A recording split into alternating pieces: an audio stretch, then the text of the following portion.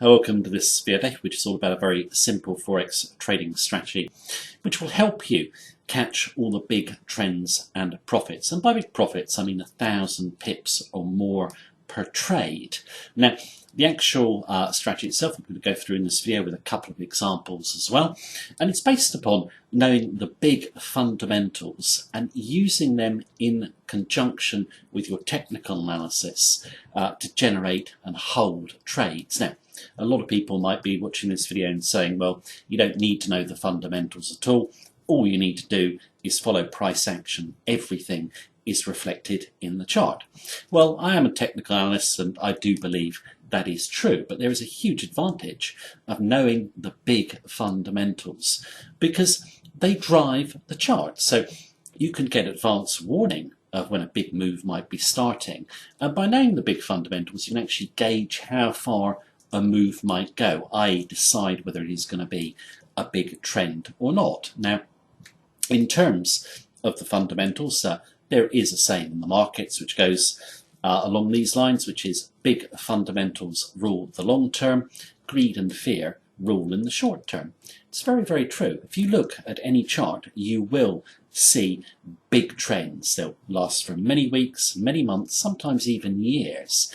And it doesn't matter what pair you look at, that phenomenon of big trends is always there. Of course, there's volatility within the trend where greed or fear might spike prices too far to the upside or downside, but the big trend is there. You can see it on any chart. Now, in terms of technicians, most have a problem in holding big trends when they're just looking at price action. Why? Because they haven't got the confidence to hold the move. And I think that's where the big fundamentals can really help you hold a move on the chart for longer. Yeah, most technicians make the mistake of snatching a profit too early or putting their stop up too close once they've got a profit. They then get bumped out the market, see the trend carry on the way they thought it would, and they're not in. And in terms of the big fundamentals, I just want to explain what I mean by big fundamentals. I mean fundamentals that are not going to change quickly. Now, in terms of big fundamentals, you don't need to look at every single news release at all.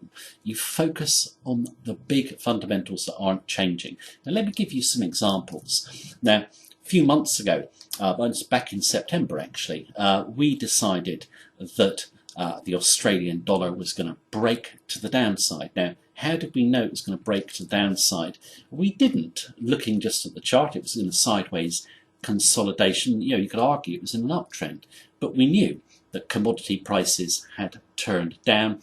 Historically, that means that the commodity currencies turned down shortly afterwards, and the commodity cycle, up or down, tends to last for years, not a few weeks. So as soon as the Aussie broke down, we were short, and we also knew at the time, and it was pretty obvious from the news, that China was slowing up, and this was going to have a big impact on Australia. You're not going to turn around the economic cycle of China quickly. So those two big fundamentals gave us the alert to get in the Australian dollar short, and more importantly, to hold it. Now, to give you an idea, we set a target of 65 on the downside and got in at 92.50. Now, at the moment, we're trading at 74.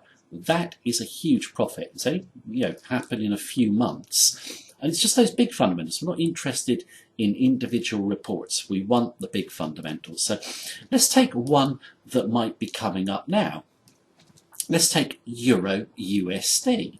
Now, at the moment I'm doing this video, and it's the 12th of July, you've got a lot of talk about the Greek exit. If Greece exits the Eurozone, the Euro will go down.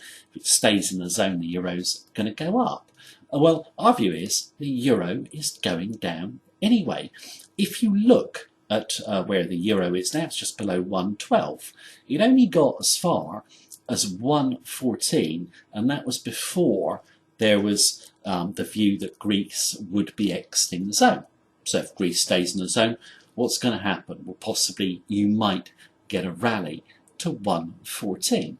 But it should fizzle out up there.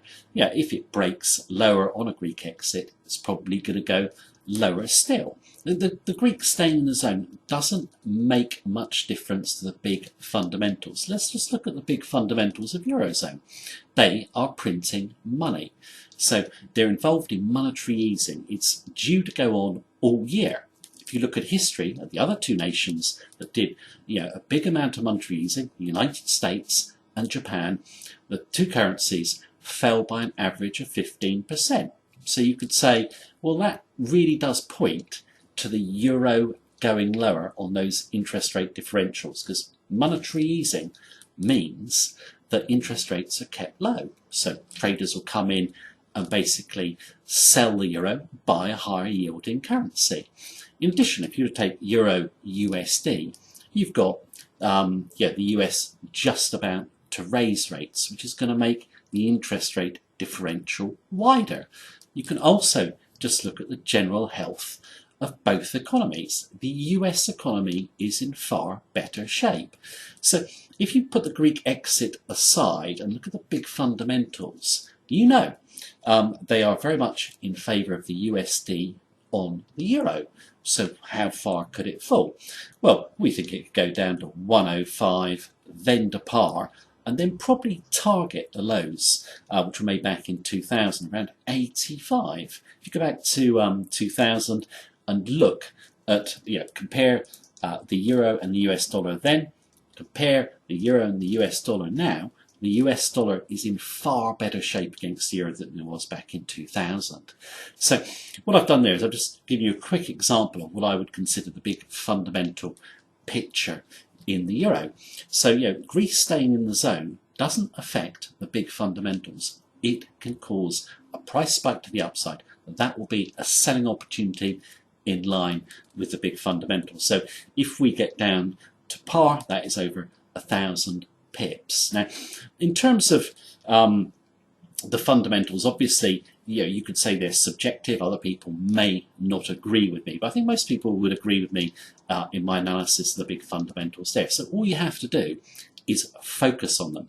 So what you want to be looking for now is be alert for a big trend change in the euro to the downside. Now what I want to do is just introduce another tactic that you can use in following the big trends, and it's this, that a lot of people will still find it hard to hold a big move, when they're up several hundred pips and they see those retracements against them. There is the temptation to bank that profit. So the way to avoid doing this is to run two trades. Now, what you do, and this is what we've been doing in the Australian dollar and we'll be doing in the euro, is you put in two trades when you enter.